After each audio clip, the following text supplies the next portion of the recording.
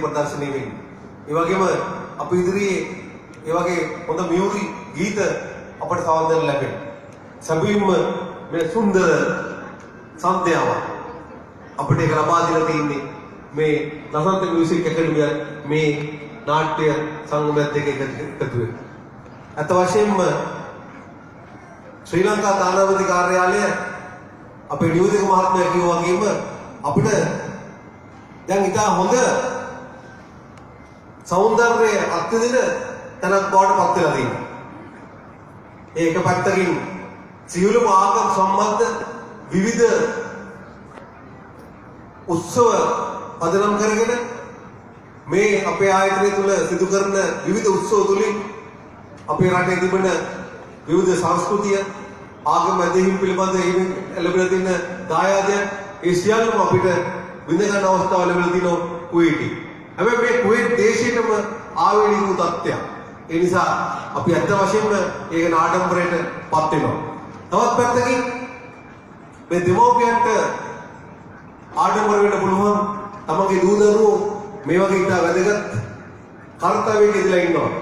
එක පැත්තකින් ඔවුන්ගේ හැකියාවන් වර්ධනය වෙනවා. ඔවුන්ගේ හිතතුළු සංයමය වර්ධනය වෙනවා මේ වගේ නාට්‍ය කලාවන් සහ ගීත කටයුතු වල යෙදුණාට පස්සේ. ඒ වගේම ඔවුන්ට තමන්ගේ හිත පාලනය කරගන්න ජීවිතේ අවශ්‍ය කරන සංයමය ලබා ගන්න මේ කටයුතු ඉතාමත් අවශ්‍ය වෙනවා. ඒ නිසා ඔයගොල්ලන්ගේ දූ දරුවන්ට යම් ආකාරයකින් උදා කාලේ දෙන මේවට හුරු වීම ජීවිතයේ සාර්ථකත්වයට මඟක් කියන්න මට කියන්න පුළුවන්. ඒ වගේ මේක ඉතාමත් ජීවිතයට වැදගත් දෙයක්. ඒ නිසා දූ දරුවන්ට දෙමාපියන්ට මේ තුල සතුට වෙන්න පුළුවන්.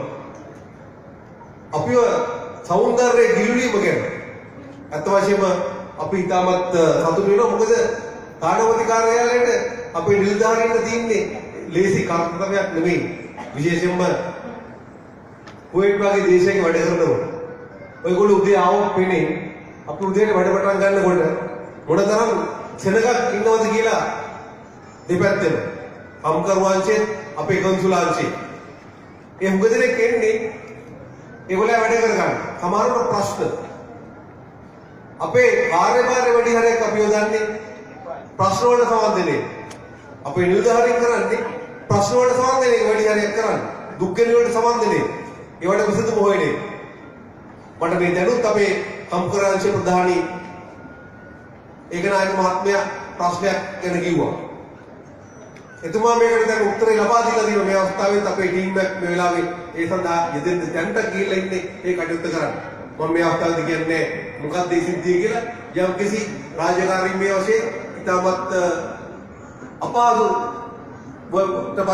පත්තුලක අපේ කාන්තාවක් විදිහට අපි කරන්න යන කර්තව්‍යයක් වෙලාවේ අපි මේ මොහොතේ කරමින් ඉන්නවා.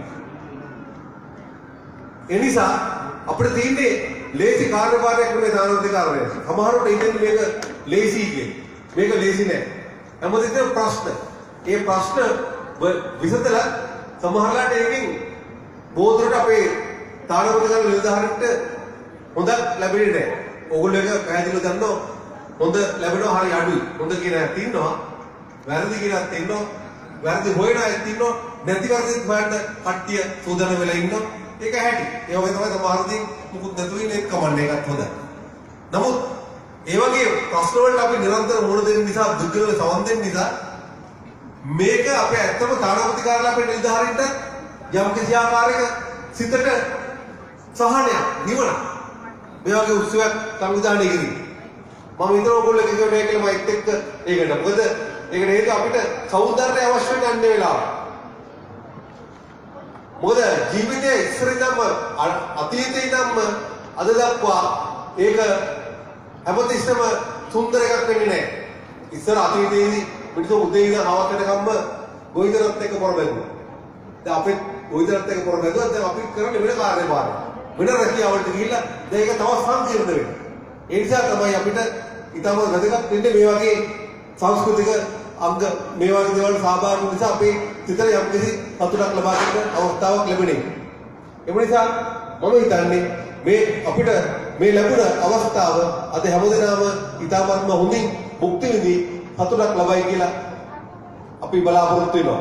ඒ නිසා ඔබට සුබ සන්ධ්‍යාවක් ප්‍රාර්ථනා කරමින් මේ කටයුතු සංවිධානය කළ මේ සංවිධානය කළ අපේ සංවිධායකයන්ට ඒ හැමදෙනාටම අපේ අවංක ආදරය මේ අවස්ථාවේදී පුද කරමින් මගේ වචන ස්වල්පය අවසන් කරන ස්තුතියි.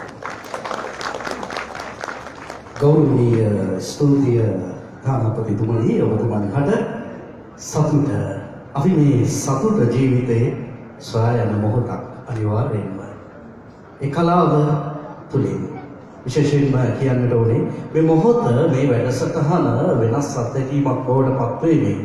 ගීතය කියන්නේ කලාවේ අතිශය කෙටි කලාංගයක්. හැබැයි අපිට වඩා සමීප වුණු ජනප්‍රිය වුණු කලාංගය. ඒකේ කිසිම තර්කයක් නැහැ. අවිවාදිතයි.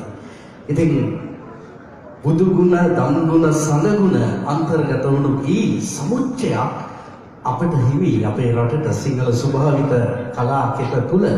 ඉතින් ආරම්භය ගන්නේ ඉතාමත්ම වටිනා ගීතයකින් මේ මෑත කාලීනව අපිට අසන්නට ලැබුණු සුවිශේෂී ගීතයක්.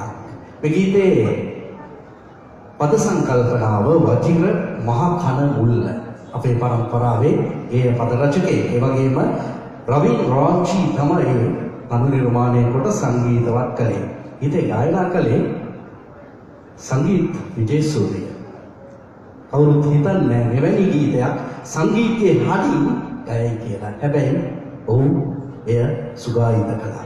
හොඳයි ආරාධනාව වසන්ත මියුසික් ඇකඩමි මේ ගායන වාදන වෘන්දයටයි ඔබ අකත් නෑ අත්පුඩියක් ලබා දෙන්න.